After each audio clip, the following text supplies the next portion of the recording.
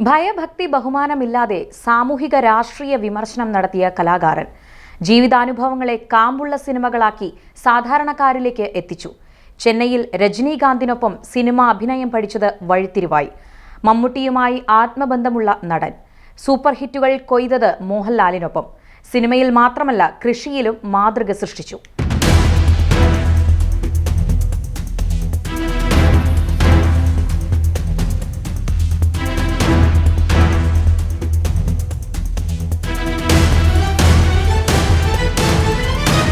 Cinema എന്ന മാധ്യമത്തെ നർമ്മത്തിന്റെ അനന്ത സാധ്യതകളിലൂടെ സാമൂഹിക വിമർശനത്തിനുള്ള ഇടമാക്കി മാറ്റിയ വിപ്ലവകാരിയായിരുന്നു ശ്രീനിവാസൻ. ഈ ലോകത്തുനിന്ന് അദ്ദേഹം പിൻവാങ്ങുന്നത് അനുഭവത്തിന്റെ വെളിച്ചമുള്ള നിരവധി സാധാരണക്കാരുടെ ജീവിതം പറയുന്ന കലാമൂല്യമുള്ള റിപ്പീറ്റ് വാല്യൂ ഉള്ള സിനിമകൾ സമ്മാനിച്ചിട്ടാണ്. തലശ്ശേരിയിലെ പാട്യം ഗ്രാമത്തിൽ ജനിച്ചു വളർന്ന ശ്രീനിവാസനിലെ ജീനിയസിനെ ആ നാടാണ് പരുവപ്പെടുത്തിയത്. വായനാശാലകളാൽ സമ്പന്നമായ പാട്യത്തിന്റെ സംസ്കാരം ശ്രീനിവാസനെ നല്ല വായനാശീലമുള്ള വ്യക്തിയാക്കി. അധ്യാപകനായിരുന്ന പിതാവിനെ കൃഷിയിൽ സഹായിക്കാൻ ചെറിയ പ്രായത്തിൽ തന്നെ ശ്രീനിവാസൻ താല്പര്യം കാണിച്ചിരുന്നു. അതിനൊരു പ്രധാന കാരണം കൃഷിപ്പണിക്ക് അച്ഛൻ കൂലി നൽകിയതാണ്. ആ പണം ഉപയോഗിച്ച് കൂട്ടുകാർക്കൊപ്പം സിനിമ കാണാൻ പോകും. കുട്ടിയായിരിക്കുമ്പോൾ തന്നെ കൃഷിയോടും സിനിമയോടുമുള്ള കമ്പമാണ് പിൽക്കാലത്ത് ആ മേഖലകളിൽ വ്യക്തിമുദ്ര പതിപ്പിക്കാൻ ശ്രീനിയെ ഏറെ സഹായിച്ചത്. 1956 ഏപ്രിൽ 4 കൂത്തുപറമ്പ് പാട്യത്ത് ജനിച്ചു. സ്കൂൾ വിദ്യാഭ്യാസത്തിന് ശേഷം മദ്രാസ് ഫിലിം ഇൻസ്റ്റിറ്റ്യൂട്ടിൽ ചേർന്നു. സൂപ്പർ സ്റ്റാർ രജനീകാന്ത് അവിടെ ശ്രീനിവാസന്റെ സഹപാഠിയായിരുന്നു. സിനിമാ രംഗത്തേക്ക് ശ്രീനിവാസൻ പ്രവേശിക്കുന്നത് അഭിനയ ഡിപ്ലോമ കഴിഞ്ഞതിനു ശേഷം 1976 PA ബക്കർ സംവിധാനം ചെയ്ത മണിമുഴക്കം എന്ന ചിത്രത്തിലൂടെയാണ്. ഒരു മികച്ച ഡബ്ബിംഗ് ആർട്ടിസ്റ്റ് കൂടിയായ ശ്രീനിവാസൻ വിധിച്ചതും കൊതിച്ചതും, വിൽക്കാനുണ്ട് സ്വപ്നങ്ങൾ, ഒരു മാടപ്പിറാവിന്റെ കഥ, KG ജോർജിന്റെ മേള എന്നീ ചിത്രങ്ങളിൽ മമ്മൂട്ടിക്ക് വേണ്ടിയും ഒരു മുത്തശ്ശിക്കഥ എന്ന ചിത്രത്തിൽ തമിഴ് നടൻ ത്യാഗരാജന് വേണ്ടിയും ശബ്ദം നൽകിയിട്ടുണ്ട്. അതുപോലെ തന്നെ പല്ലാങ്കുഴി എന്ന ചിത്രത്തിൽ നായകനായി അഭിനയിച്ച കാതികൻ സാംബശിവന് ശബ്ദം നൽകിയതും ശ്രീനിവാസനായിരുന്നു. കുറച്ചു ചെറിയ വേഷങ്ങൾക്ക് ശേഷം ശ്രീനി 1984 പ്രിയദർശൻ സംവിധാനം ചെയ്ത ഓടരുതമ്മാവ ആളറിയാം എന്ന സിനിമയ്ക്ക് കഥ എഴുതി. പിന്നീട് തിരക്കഥാകൃത്തായും നടനായും മലയാള സിനിമയിൽ നിറഞ്ഞു നിന്നു അദ്ദേഹം.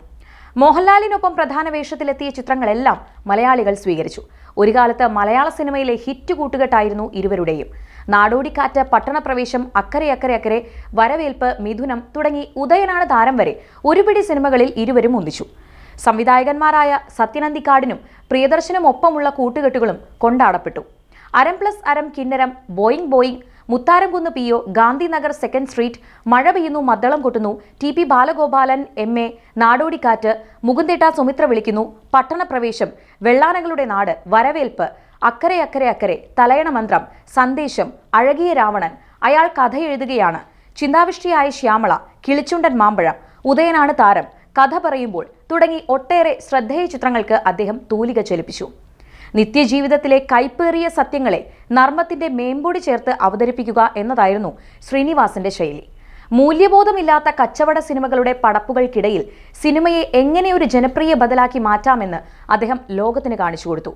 1984 ഓടരുതമ്മാവ ആളറിയാം എന്ന ചിത്രത്തിലൂടെ തിരക്കഥാരചനയിലേക്ക് തിരിഞ്ഞതോടെ മലയാള സിനിമയുടെ ഗതി തന്നെ തിരുത്തി കുറിക്കപ്പെട്ടു. രാഷ്ട്രീയത്തോടും സാമൂഹിക പ്രശ്നങ്ങളോടും ഭയഭക്തി ബഹുമാനത്തോടെ പുറം തിരിഞ്ഞു നിൽക്കുന്ന സിനിമാക്കാരൻ എന്ന പതിവ് രീതിയെ അദ്ദേഹം പൊളിച്ചെടുക്കി. അപ്രിയ സത്യങ്ങൾ ആരുടെ മുഖത്തു നോക്കിയും വിളിച്ചു പറയാനുള്ള ചങ്കൂറ്റം ശ്രീനിവാസനെ സിനിമാ ലോകത്തെ വ്യത്യസ്തനാക്കി മാറ്റി. കണ്ണൂരിലെ പാട്യത്ത് ഒരു കമ്മ്യൂണിസ്റ്റ് കുടുംബത്തിൽ ജനിച്ച ശ്രീനിവാസൻ തന്റെ രാഷ്ട്രീയ ബോധത്തെ വെള്ളിത്തിരയിലെ ഏറ്റവും മൂർച്ചയുള്ള ആയുധമാക്കി മാറ്റി. അടിയന്തരാവസ്ഥയുടെ ഇരുണ്ട കാലത്ത് ഇന്ദിരാഗാന്ധിക്കെതിരെ ഗരീബി ഹഠാവോ എന്ന നാടകം എഴുതി അവതരിപ്പിക്കാൻ കാണിച്ച അതേ ആർജവം തന്നെയാണ് പിൽക്കാലത്ത് സന്ദേശം പോലുള്ള സിനിമകളിലൂടെ രാഷ്ട്രീയ ജീർണതകളെ നർമ്മബോധത്തോടെ അടിമുടി വിമർശിക്കാൻ അദ്ദേഹത്തിന് കരുത്തായത്. സാധാരണക്കാരന്റെ സങ്കടങ്ങളും തൊഴിലില്ലായ്മയും നർമ്മത്തിൽ ചാലിച്ച് അവതരിപ്പിച്ച അദ്ദേഹം ദാസനായും വിജയനായും മോഹൻലാലിനൊപ്പം വെള്ളിത്തിരയിൽ തകർത്താടി. വടക്കുനോക്കി യന്ത്രം എന്ന ചിത്രത്തിലെ തളത്തിൽ ദിനേശനായും ചിന്താവിഷ്ടിയായ ശ്യാമളയിലെ കരുത്തുറ്റ കഥാപാത്രങ്ങളിലൂടെയും സംവിധായകനായും അദ്ദേഹം തന്റെ മാസ്റ്റർ ക്ലാസ് തെളിയിച്ചു. അസുഖങ്ങൾ വേട്ടയാടിയപ്പോഴും തന്റെ നർമ്മബോധം കൈവിടാത്ത ആ പോരാട്ട വീര്യം വിസ്മയിപ്പിക്കുന്നതായിരുന്നു. കേരളത്തിലെ സാധാരണ ജനങ്ങളുടെ പ്രശ്നങ്ങളെ ആക്ഷേപഹാസ്യത്തിന്റെ പശ്ചാത്തലത്തിൽ അവതരിപ്പിക്കുകയായിരുന്നു തന്റെ തിരയെഴുത്തുകളിലൂടെ ശ്രീനിവാസൻ. കുറിക്കുകൊള്ളുന്ന സംഭാഷണങ്ങളായിരുന്നു അദ്ദേഹത്തിന്റെ തിരക്കഥയുടെ പ്രത്യേകത. മലയാളികൾക്കൊപ്പം ജീവിക്കുന്ന മനുഷ്യരാണ് ശ്രീനിവാസന്റെ തിരക്കഥയിലെ കഥാപാത്രങ്ങൾ എന്നും പറയാം. ശ്രീനിവാസന്റെ കഥാപാത്രങ്ങളെല്ലാം മലയാളികൾക്കിടയിൽ ജീവിക്കുന്നവരാണ്. ശ്രീനിവാസൻ കണ്ടെത്തിയ കഥാപാത്രങ്ങളെല്ലാം തന്നെ നമുക്കിടയിൽ ഉള്ളവർ തന്നെ. മലയാളികളുടെ പൊങ്ങച്ചവും അസൂയയും അപകർഷതയും അതിരാഷ്ട്രീയ ബോധവും നിസ്സഹായ അവസ്ഥയുമെല്ലാം ലളിതമായി ശ്രീനിവാസൻ പകർത്തി. പതിവ് നായിക സങ്കല്പങ്ങൾ പൊളിച്ച് കുറവുകൾ കാണിച്ച് സ്വയം കളിയാക്കുന്ന ശ്രീനിവാസന്റെ നായകരിലും കണ്ടത് മലയാളിയെയാണ്. അപാരമായ നർമ്മവും കൂരമ്പാകുന്ന മറുപടികളുമാണ് ശ്രീനിവാസൻ ഡയലോഗുകളിലെ സവിശേഷത. തലമുറകൾ ഏറ്റെടുത്ത സംഭാഷണങ്ങളും സന്ദർഭങ്ങളും ട്രോളുകൾക്ക് മുൻപേ മലയാളിയെ ഊറിച്ചിരിപ്പിച്ചു, ചിന്തിപ്പിച്ചു. പാട്യത്തെ ശ്രീനിവാസനെ മദ്രാസിലെ ഫിലിം ആൻഡ് ടെലിവിഷൻ ഇൻസ്റ്റിറ്റ്യൂട്ട് ജീവിതമാണ് മാറ്റിമറിച്ചത്.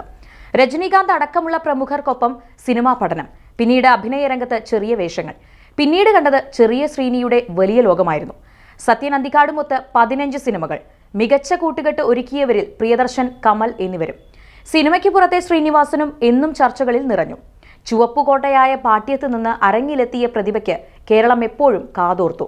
ഇടത് ആശയങ്ങൾ മുറുകെ പിടിക്കുമ്പോഴും ഇടംവലം നോക്കാതെ സാമൂഹ്യ വിമർശനം നടത്തിയും കൃഷിയുടെ നല്ല പാഠങ്ങൾ പകർന്നു നൽകിയും ശ്രീനിവാസൻ കേരളത്തെ വിസ്മയിപ്പിച്ചു.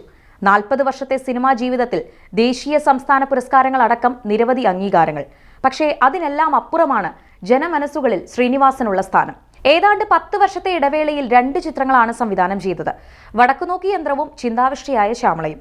എം മോഹനൻ സംവിധാനം ചെയ്ത് ശ്രീനിവാസൻ തന്റെ പ്രധാന കഥാപാത്രമായ കഥ പറയുമ്പോൾ എന്ന ചിത്രത്തിലൂടെ നിർമ്മാതാവായി. മകൻ വിനീത് ശ്രീനിവാസൻ സംവിധാനം ചെയ്ത തട്ടത്തിൻ മറയത്ത് എന്ന ചിത്രവും നിർമ്മിച്ചു. ജൂണിൽ പുറത്തിറങ്ങിയ നാൻസി റാണിയാണ് ശ്രീനിവാസൻ അഭിനയിച്ച അവസാന ചിത്രം. ഫഹദ് ഫാസിലിനെ നായകനാക്കി സത്യൻ അന്തിക്കാട് സംവിധാനം ചെയ്ത ഞാൻ പ്രകാശിന് വേണ്ടിയാണ് ഒടുവിൽ തിരക്കഥയൊരുക്കിയത്.